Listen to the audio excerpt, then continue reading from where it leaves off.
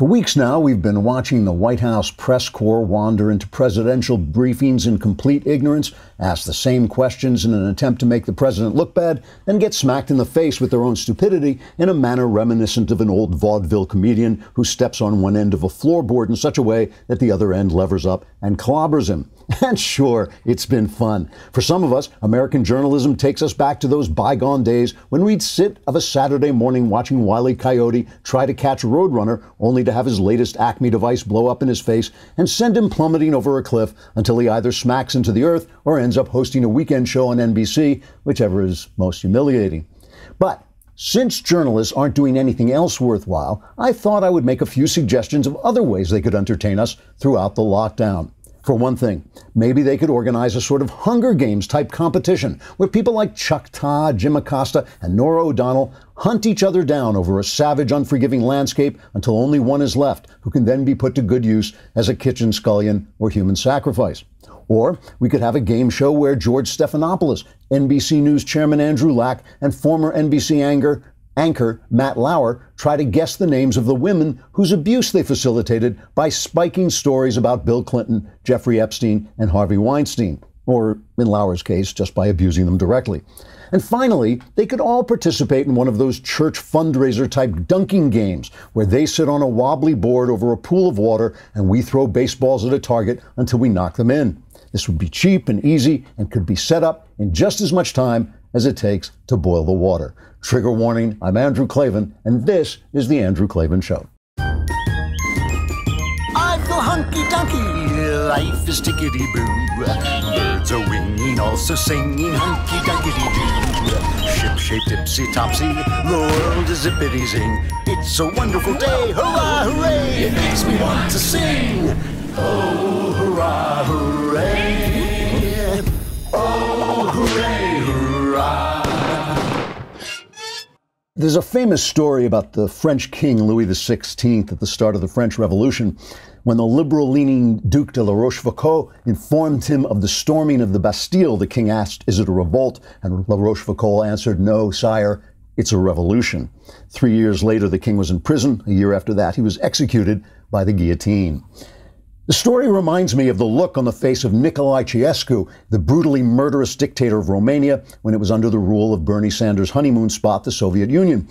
I can remember around Christmas time, 1989, as the Soviet Union began to collapse and protests spread through the slave empire's satellites, Ceausescu stood out on the balcony of the Communist Party headquarters to give a speech to the protesting crowds. He had had an iron grip on his country and he didn't realize he had lost it. The look on his face, and you can still see this on YouTube, it is really worth watching. The look on his face when he realized that this was no revolt, but a revolution, is something anyone who saw it will never forget. I'll never forget it. A few days later, Christmas Day in fact, after Ceausescu and his wife tried to flee and they were captured and summarily tried, they were executed the moment sentence was delivered. Now, please believe me when I say I am not comparing American journalists to the King of France or the dictator of Romania. After all, the King of France at least knew how to dress well, and Ceausescu was a psychopathic killer, so at least he had a talent. My only point is that those who have an iron grip on power and information sometimes are the last to find out that the days of their dictatorship are done. I'm going to show you some stunning fake news in a moment that proves my point. But no one knows the future. That's why they call it the future. But I just think the end has to be coming for these journalist clowns. In the past few years, we've seen the networks try to sell us a Russian collusion hoax, a total hoax, and then cover up for the CIA and the FBI schmucks who perpetrated the hoax. We've seen them run a vividly dishonest attempt to destroy a Supreme Court nominee, Kavanaugh, and then cover up for Joe Biden. They're doing that right now. We've seen and ABC cover up for rapists like Harvey Weinstein and Jeffrey Epstein, and now we see all of them doing everything they can to destroy the president and restore the status quo of power to failed elites. I don't believe this can go on, and I truly cannot wait to see the look on these people's faces when they look down at the deplorables from the balcony of their watering holes and realize this is not a revolt, it's a revolution. All right, let me take a moment before I get to the ad and talk about the fact that our ads matter so much to us. This is a business. They're a business. All of us are suffering. All of us are struggling. The fact that they stick with us in this time is important to us. It matters. It's a matter of survival for us. And if you can support them, because I know you're suffering too and you're struggling too, but if you can support our advertisers, we really appreciate it. They are good people. They're people we vetted. I try out everything or make sure they're tried out. If they're not something that I can try out, I try out everything. These are good guys. They stick with us. They stick with me when I say all the stuff that I say, the controversial stuff that I say, but they stick through it and they take the hits. Hopefully you'll give them some good hits and use their products.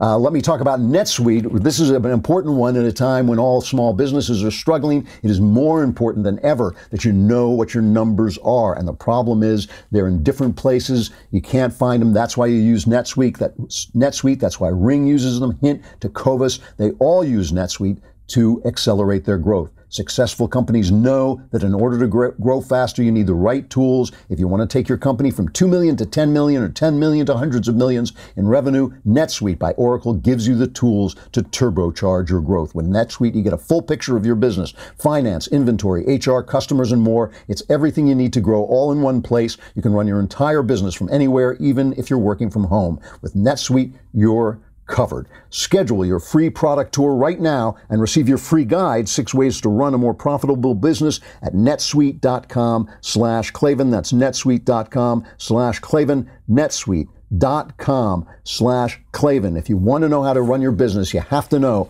how do you spell Klavan. That's it. There are no E's.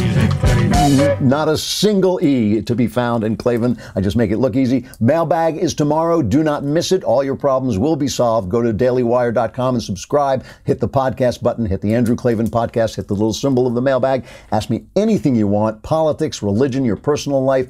All my answers guaranteed 100% correct and will change your life. For the better, you have to tune in to find out. Congressman Dan Crenshaw, future president of the United States, will be here later on in the show.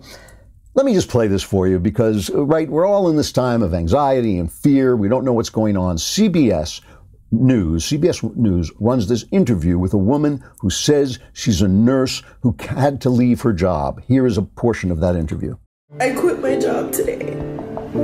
I went into work and I was assigned to a COVID patient on an ICU unit that has been converted to a designated COVID unit. None of the nurses are wearing masks, not even surgical masks in the hallways when they're giving report to each other. I had my own N95 mask. I told my manager I understand we're short on supplies, but let me protect myself. Let me feel safe. I have family that I have to come home to, and the way things are looking, this isn't gonna get any better. America is not prepared, and nurses are not being protected. So the first question is, what the hell is the music for? It's not a television show, it's real life. And the second question is it real life? And the answer apparently is no. According to Chrissy Clark at the Federalist, I held off on reporting this because I wanted to confirm it, but this woman calls herself Amaris. Her name is Amaris Vera, I believe. She is a popular, she has a popular site on Instagram. She has bipolar disorder. She has admitted this thing has been overwhelming to her. She has not been an employee at the hospital for over a year. CBS has clarified this, but the clarification doesn't mean anything. They have not, as far as I know, at least before I went on the air, I was checking. They have not retracted it. What the hell? What the hell? How bad do you have to be? How wicked do you have to be? How ignorant, how stupid, how incompetent, how corrupt do you have to be to put that on the air when people are struggling, when hospitals are struggling, when genuine heroes are out on the front lines treating this disease, terrified for their lives? How corrupt do you have to be? It cannot go on. All right. Let's talk about this. Let's start with some real news, which is Boris Johnson, the Prime Minister of England. He is now in the ICU. You probably remember he got the virus, said, I'm going to stay at home.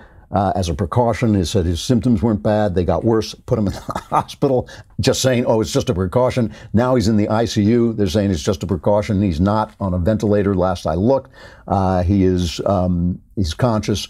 Apparently, they're saying he's doing well and all this stuff. But obviously, this is the sort of thing, this is the sort of story that has made me reluctant to jump on any train that declares that we know what's going on. Some people are saying we're overreacting. I get it. I do get it. Some people are going further than that. Oh, it's a terrible takeover of the universe. We're living in this science fiction loss of rights, and I don't believe that in the least. I believe that people these are actual human beings struggling with a crisis and sometimes doing a bad job, and sometimes not. And they may be overreacting, but we don't know. I mean, we're going to come out of this. We still may not know. Remember, we still may not know when it's over.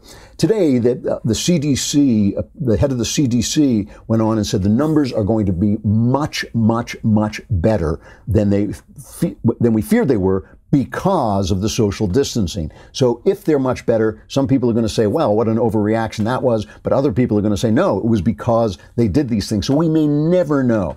In Sweden, remember I told you they refused to do the lockdown. The prime minister there, Stefan Löfven, said that, he wasn't going to do it. And now he's warning that the country could face thousands of coronavirus deaths. That would be, a real rebuke to their more laissez-faire attitude. Maybe we'll see how that pans out. You still don't know. You still have to measure it against the suffering, the suicides, the pain, the unemployment that come with locking down the economy. The numbers here, they're over 10,000. A plurality of those are in New York. I mean, we have had this thing in New York where it is plague central, and we don't know where, whether or not that's what the reasons for that are. Still, mostly people with underlying conditions, mostly people who are older, and that's why we have to put everything we have into saving the Klavan. We have to save the Klavan because, I'm the sort of target for this disease hanging out outside going, come out, Klavan, come out. We've got to make sure that it can't get me, because once I'm gone, we're totally lost. But the numbers are starting to look a little better in New York. The numbers are leveling off in New York, and we don't know. There's some people who are saying that the countries that got hit worst social distanced first. So we still are not sure what's going on. The thing that is unbelievable to me is the fake news at this moment when, it's so hard to get the news. There's so much we don't know. There's so much we legit don't know that people in the news business they're not sending in medical reporters, they're not sending in science reporters, they're not sending in economic reporters, they're send in the clowns. Remember this old Stephen Sondheim song, Send in the Clowns? That's what these briefings look like. They keep blaming Trump for being Trump. He rambles, he says things, he toots his own horn, he's Trump. I get it. But that's not the point. The point is, who cares? Really, who cares? How's he doing? How is he reacting? And the reporting is absolutely unbelievable. NBC, and let's remember, this is NBC who killed the Harvey Weinstein story while they were killing the Matt Lauer story. These are dishonest people. NBC runs a story today saying the virus killed 1,264 people over 24 hours in the U.S. as of 2 a.m. On Tuesday. Meanwhile, in China, where the pandemic broke out, not a single new death was reported.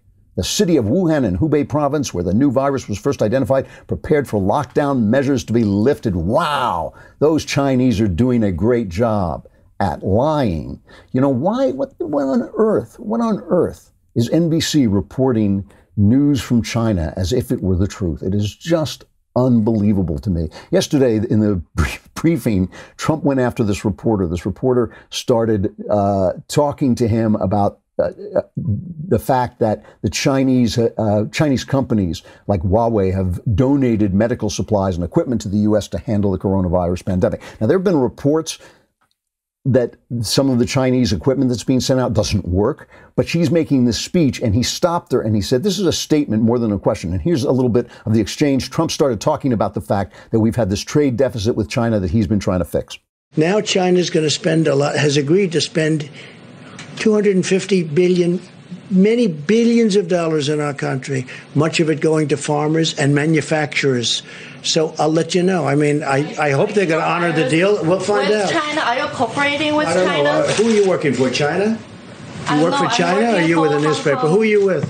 Hong Kong Phoenix TV. Who owns that, China? Is it owned by China? Hong Kong. No, is it owned by the state? No, it's not. It's a private-owned company. Okay, good. Okay. Look, I'll let you know. I'll give you a good answer to that in a few months. I wanted to see what they do. Because it's time for them to help us, okay? It's time right now for China to help us. And hopefully they do. So, of course, liberals on Twitter were going nuts. They were calling him a pig. They were saying he's a misogynist and all this stuff. She was lying. She was lying. Phoenix TV is an arm. It has an independent shell company that owns it, but it is subject to the dictates of communist propaganda. It's a communist propaganda instrument. It's an instrument of Chinese communist propaganda. Why the press, who questions every word out of the president's mouth, if he says, oh, things are getting better, they go, oh, but it's so bad. It's so bad. All right.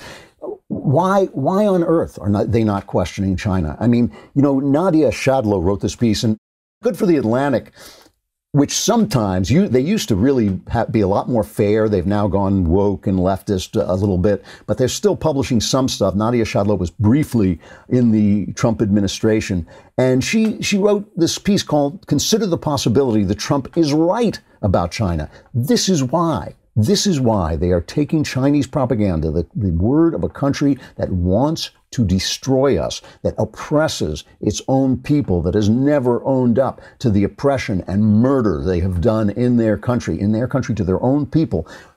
Why should our press, talk about them? I mean, you got Thomas Friedman in the New York Times saying, oh, if only we could be China for a day, we could fix everything, because the experts have done such a great job. So Nadia Shadlow writes in The Atlantic, even as the current emergency has proved Trump right in fundamental ways about China specifically and foreign policy more generally, many respectable people in the United States are letting their disdain for the president blind them to what is really going on in the world. Trump's point of view, the COVID-19 crisis, reveals what his strategy asserted, that the world is a competitive arena in which great power rivals like China seek advantage, that the state remains the irreplaceable agent of international power and effective action. And, this is the important thing, that this virus, the situation, I'm willing to grant he made mistakes. I'm willing to grant he didn't take it seriously fast enough, whatever. Still, it has proved everything he said right. It has proved his general attitude, which was the opposite of the attitude of the elites, the opposite of the attitude of the experts in the State Department. It has proved his general point right, that we are a world of countries, a world of countries. Not all the countries are morally equal. Not all the cultures are morally the same, and they are in competition with one another. And it's not a pure capitalist competition. It is also a moral competition. This was what Reagan said about the Soviet Union. He said it's not like we and they are morally equivalent. It is not the same thing. We are not morally equivalent to the Chinese. And I shouldn't have to say that we're not perfect. Obviously, we're not perfect. But we are a country dedicated to good values, and they are a country dedicated to bad values. We have to win. And, it's just amazing to me, this coverage. It really is. It's like, you don't want to go over the top. So I see people going over the top on the measures that governments are taking. Oh, it's oppression and so on. And I don't like to talk like that, but the press is the one thing that has been exposed as rotten to the core. And it was exposed by the Harvey Weinstein as rotten to the core. It was exposed by the Jeffrey Epstein story as rotten to the core. And the fact that has never had to pay for that Andrew Lack is still heading NBC after he did those things. These are amazing things, amazing things. Can anybody say that their coverage of one party is the same as the other party? I mean, even Chuck Todd, who is the most he's either clueless or dishonest. I don't know which. I really don't. But he is the one guy who keeps saying, no, the press it's completely fine. Is he really going to tell us that their coverage of Trump is the same as their coverage of Obama? Obama, who set the Middle East on fire, who lets ISIS take over the Middle East. Trump, who destroyed ISIS in the Middle East. Are they really going to tell us they've covered them the same way? Nobody can do it. All of this there's this dust up in Hollywood, which I just find really illustrative of what's going on, right? In some ways you can say, oh, it's silly, who cares about what the people in Hollywood are saying? But I'll tell you why I don't think that that's the right attitude. Alyssa Milano, right? She is this actress. She's been on a couple of TV shows. What was she on? She was in Charmed. She was never really a big actress, but she became a big deal during the Kavanaugh hearings. During the Kavanaugh hearings, when he was accused of doing something stupid when he was a teenager. And, having done stupid things when I was a teenager, things I'm ashamed of to this day, I never cared. I never cared what Brett Kavanaugh did or didn't do. But as the evidence came in, it became very clear that the woman who was accusing him, Blasey Ford, was not supported by the evidence. She was not supported by the evidence. Was I there? No. All I'm saying is the people that she said were there said they weren't there. The people she said would back her up didn't back her up. Important, right? But Alyssa Milano was on the front line, sitting behind Christine Blasey Ford with a sign, don't confirm Kavanaugh, and saying it's the Me Too movement, and a big engine behind the Me Too movement.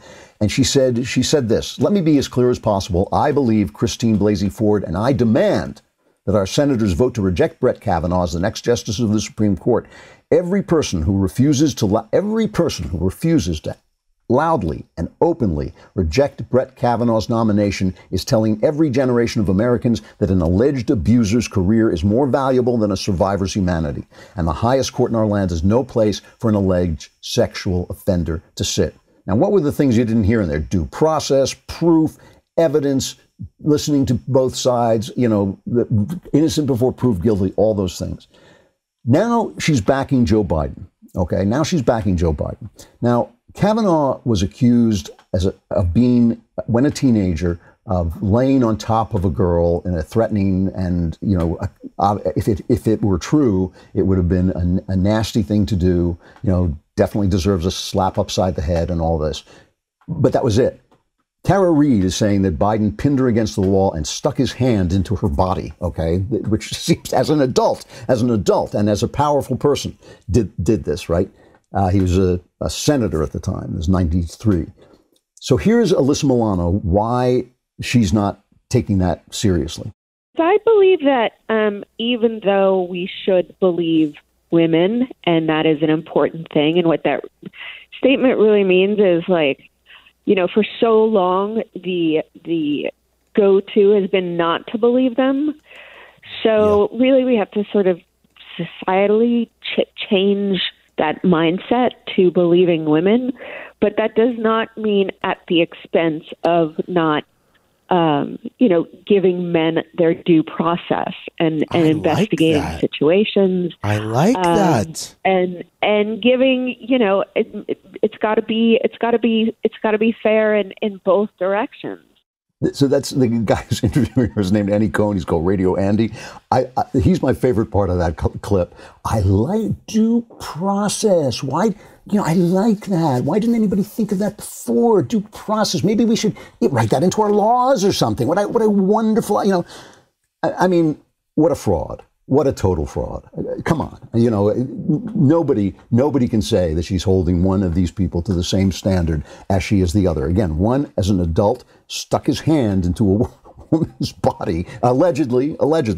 One of them, as a kid, as a stupid teenager, is accused of having gotten drunk and laying on top of a girl before he fell off laughing. Okay. So Rose McGowan, who is clearly a very troubled person, who was one of Harvey Weinstein's victim and was a co-star with Alyssa Milano in this witch TV show Charmed. I'll get back to this in a second. So Rose McGowan, she went on and she ripped her on, what was it? I think it's CBS. ABC, I can't remember. Anyway, here's the interview where she says, I don't care what Alyssa Milano says.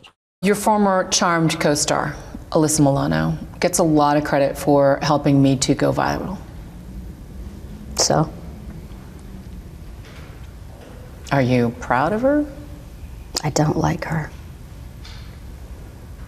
Why? Because I think she's a lie. Why? Do you think I don't know these people? I'm not looking at this from the outside. I have a lot of experience. I know she's married to a CIA agent. Do the math. Who's behind Time's Up? CIA. Where do they meet? CIA. Who needs good PR? CIA. Who are part of the pimp problem? CIA. These are very powerful people you're talking about. They are. So am I. All right, so CAA, obviously a big agency out here, one of the kind of an agency that founded the new Hollywood, very, very powerful out here, and they represented many of the actresses who were sent to meetings with Weinstein at his suite at the Peninsula Hotel in Beverly Hills, California. That's why she's calling him part of the pimp problem. You know, everybody knew what happened to an actress who went over to his suite at the hotel. It was not a secret, certainly not a secret at CAA. And they're embracing the Time's Up movement, and she's saying, yeah, this is good PR, but it's all the same people, right? And when Weinstein was trying to kill Ronan Farrow's expose in the New Yorker, he called the CAA managing partner, Brian Lord, who told Weinstein that Farrow, a CIA client, wouldn't meet with him, and CAA has apologized. They say, we apologize to any person the agency let down for not meeting the high expectations we place on ourselves as individuals and as a company. What I'm saying is, Rose McGowan is right here. I mean, Rose McGowan is pointing to the fact that these are people who participated in this. This is an industry, Hollywood, that has participated in this forever. As I've said, not a mile and a half away from me, there is a statue of the casting couch to commemorate the casting couch. It's a joke, but still, there it is. It's not like nobody knew the casting couch was part of Hollywood. But the reason I talk about this is because this is the entire press. This is the entire press corps, the people we're depending on for news and information. When I talk about the fact that NBC covered up for Harvey Weinstein while covering up for Matt Lauer, when I talk about the fact that George Stephanopoulos, who covered up for Bill Clinton, is now running the news division at a network that covered up for Jeffrey Epstein during the Hillary Clinton trial, okay? This is not paranoia. This is actually things that are happening. I'm also talking about the fact that it's NBC who released the tape of Donald Trump making boorish remarks about women, holding on to it until the moment they thought it would hurt him most. And these are the people, this is the flow of information. So the flow of information that you're getting is simply an attempt to maintain a certain degree of power in certain hands. So that every time you read the New York Times, every time you turn on one of the networks, every time you listen to NPR, you are listening to that effort to maintain what they think it should be the power structure. And again, you know, the thing about this is it's not the fact that they think that they are being evil. It's not the fact that they think, oh, we've got to destroy, Donald Trump because we don't like his hair. It's because they believe in certain principles. They believe in principles of abortion. They believe in principles of internationalism. They believe in principles of guaranteed income, of spreading the wealth so that people, when they lose their jobs, will take their money and go away and not bother them with things like meaning and the fact that they're individuals who want to have dignity and work and be part of society. That never mind, just take your money and go away and let us do what we're doing here. This is an elite that is closed off, and it is fighting for its life. I mean, it is fighting for its life because Donald Trump got elected. And Donald Trump, Walter Russell Mead calls him a wrecking ball president, and that's a good description of him. He's all over the place. There are times when he makes me cringe. I know that Knowles always loves it when he's making these jokes, but sometimes I'm just thinking, no, you are the president. Not everything is a joke. Not everything is to be sloughed off. He is a wrecking ball president, but you got to think, why was he put in there? He was put in there to wreck something that needs wrecking, and not one of these damn people, not one of them has turned around and said, why? Why is he in there? Maybe our power, maybe we failed. Maybe we did something wrong. Maybe our power is too insulated. Maybe our ideas are too insulated. None of them has done it. None of them. And I just think, it is time. The time has come for them to think it through. And if they're obviously not going to do it because they're like Louis XVI. Until the moment the crowds are outside like Ceausescu, until the moment they won't stop shouting, they think it's a revolt. But I think it's a revolution, and I think their time has come, and I think they really have to look to it, or we're going to have to do something about it ourselves. All right, We have Dan Crenshaw coming up in just a second. Let me remind you that we're doing All Access live. We meant this for All Access members, but we're giving it to all subscribers. We just sit and chat with you. It's at 8 p.m. Eastern, 5 p.m. Pacific. Every weeknight, I'm doing one Thursday. We just come on and talk. You can ask us questions if you're a subscriber. We love hearing from you. Please come on and do it. It's a good time to subscribe also because the mailbag is tomorrow. You want your questions in there, so all your problems will be solved. So come on over to dailywire.com.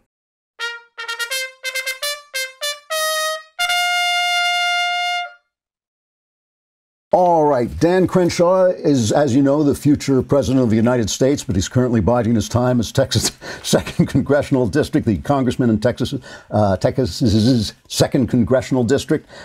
He's a former lieutenant commander in the Navy SEALs, where he earned 2 Bronze Stars, a Purple Heart, and the Navy Commendation Medal. His new book is Fortitude, American Resilience in the Era of Outrage. It's out now. Congressman, are you there? Yeah, I'm here. Good to see you, Andrew. It's good to have you on. I'm a big fan, and I'm glad to get a chance to talk to you. I really appreciate it. I was looking at your book, Fortitude, American Resilience in an Era of Outrage, and the first thing that struck me about it is obviously you're an example of fortitude. You have been a Navy SEAL. You've been injured very badly. Why is fortitude the opposite of outrage? Well, fortitude, by definition, is resilience in the face of adversity. Outrage is allowing your emotions to overcome you. So those are pretty polar opposite things. And I'm not saying outrage is always unjustified. Of course, it can be, but it is always useless.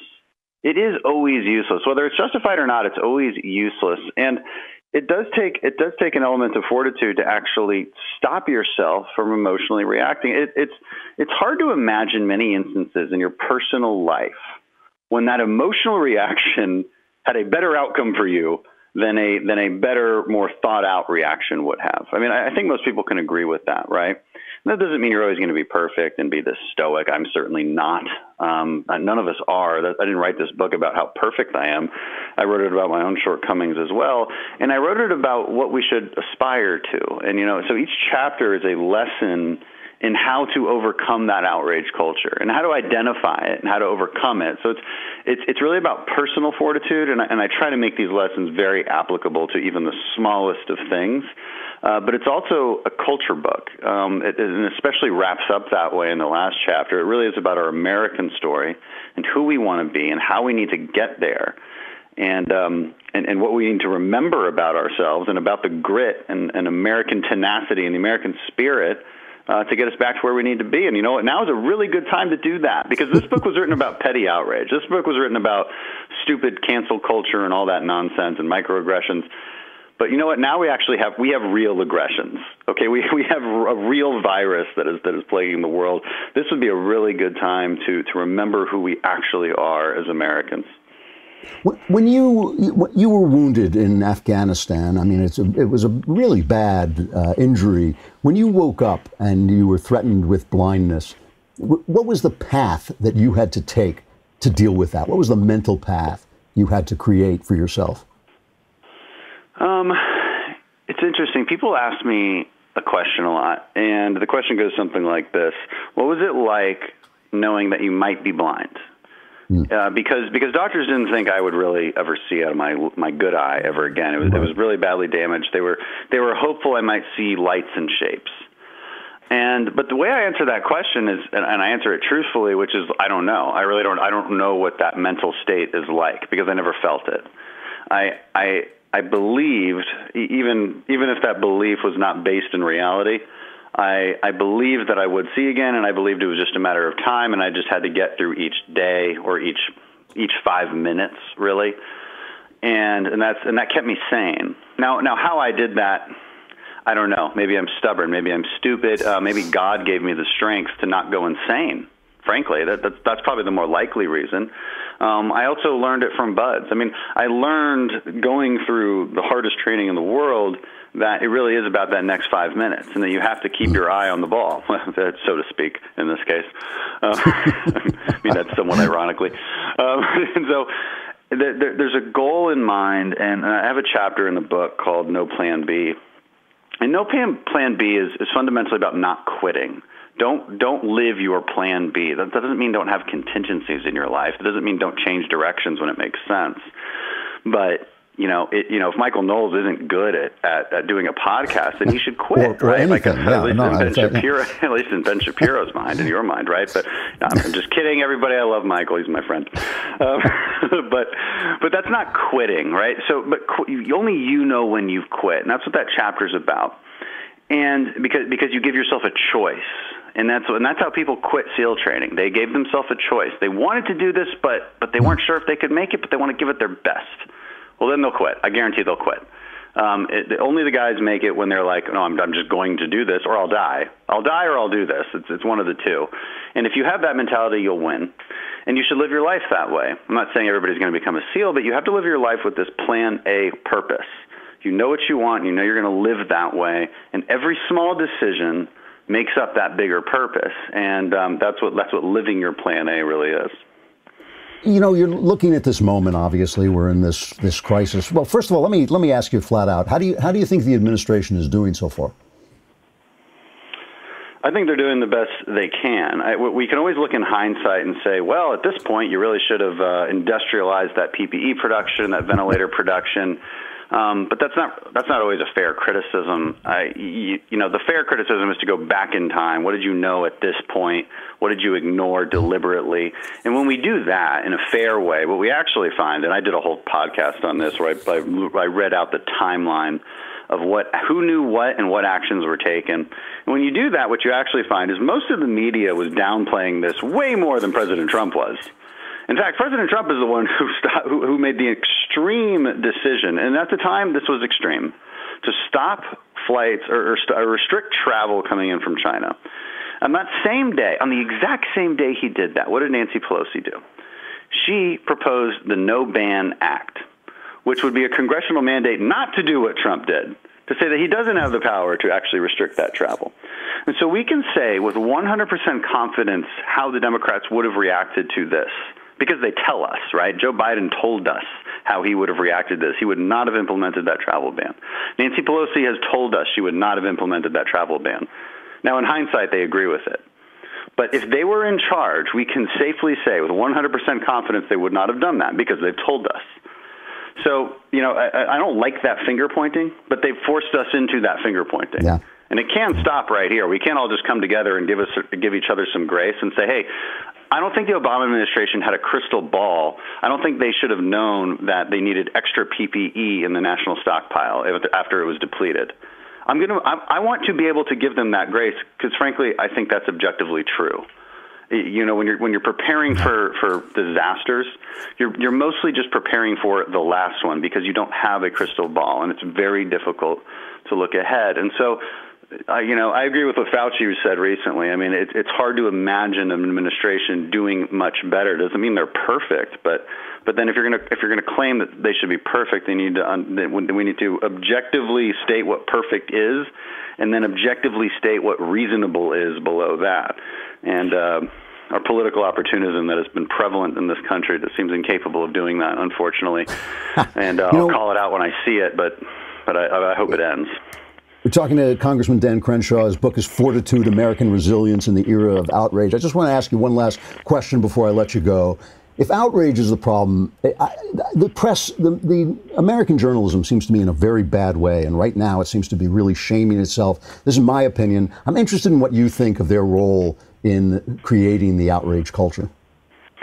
Yeah, a huge role. I mean, I talk about them in my book. And there's other books that are well written by liberals. Matt Taibbi in Hate Inc. really examines the role of media and the changes in media that have contributed to outrage culture. Again, my book is not a dissection of the actual problem. It's an offering of solutions.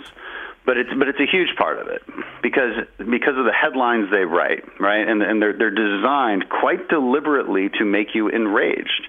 There are certain words that have emotional meaning, and they deliberately use these words.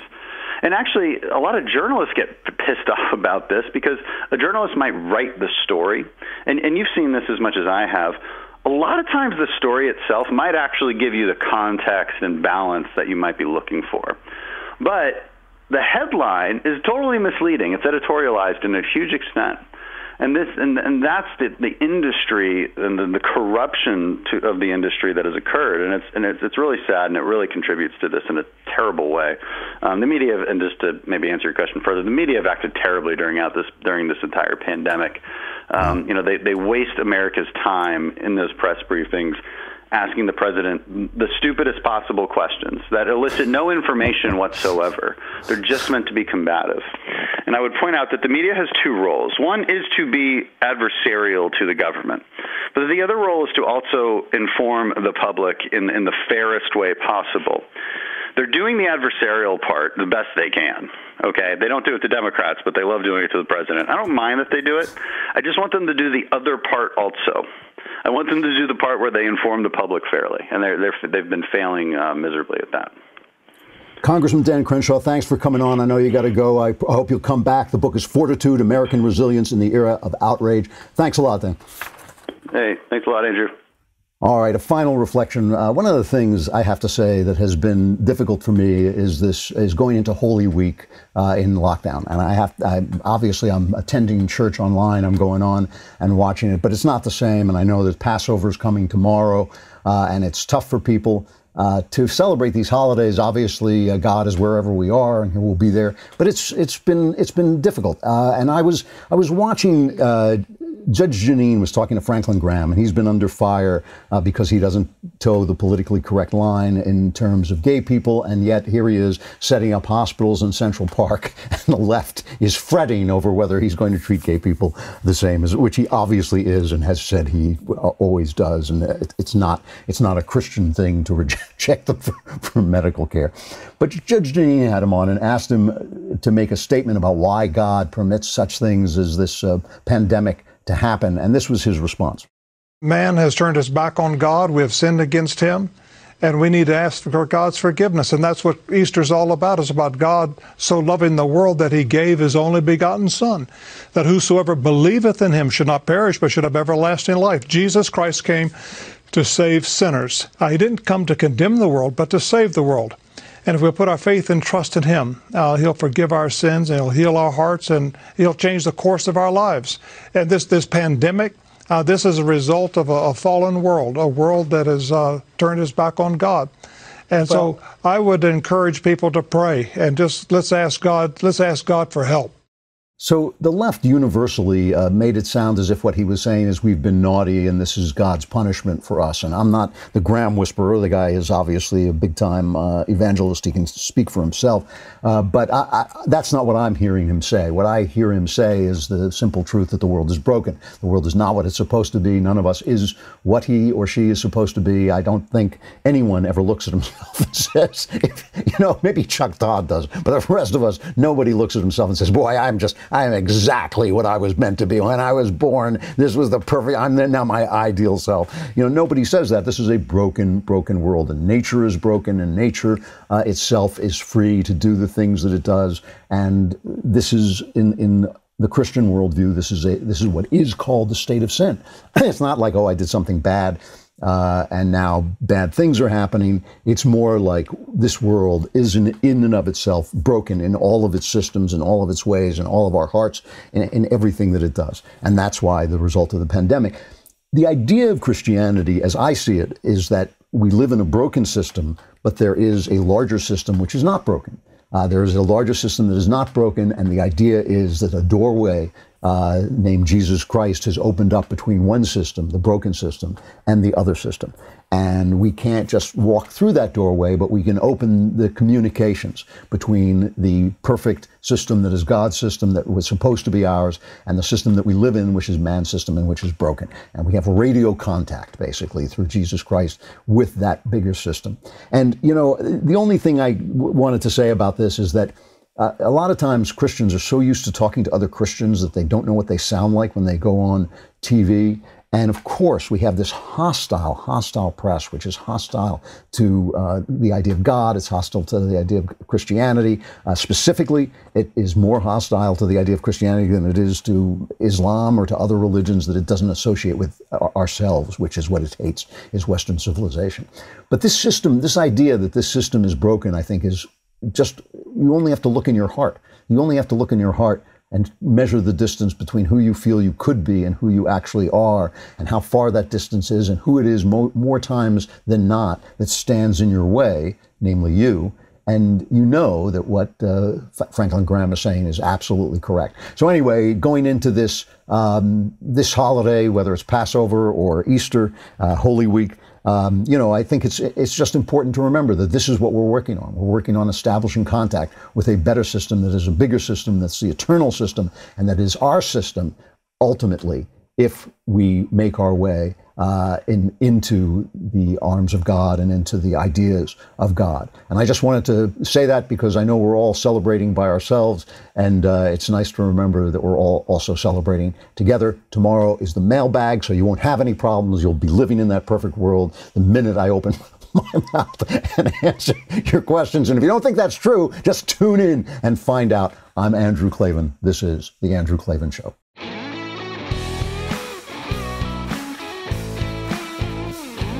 The Andrew Klavan Show is produced by Robert Sterling and directed by Mike Joyner. Executive producer, Jeremy Boring. Technical producer, Austin Stevens. And our supervising producer is Mathis Glover. Assistant director, Pavel Wydowski. Edited by Adam Sayevitz. Audio mixed by Robin Fenderson. Hair and makeup is by Jesua Alvera. Animations are by Cynthia Angulo. Production assistants, McKenna Waters and Ryan Love. The Andrew Klavan Show is a Daily Wire production. Copyright Daily Wire 2020. The Matt Walsh Show, it's not just another show about politics. I think there are enough of those already out there. We talk about culture because culture drives politics and it drives everything else. So my main focuses are life, family, faith. Those are fundamental, and that's what this show is about. I hope you'll give it a listen.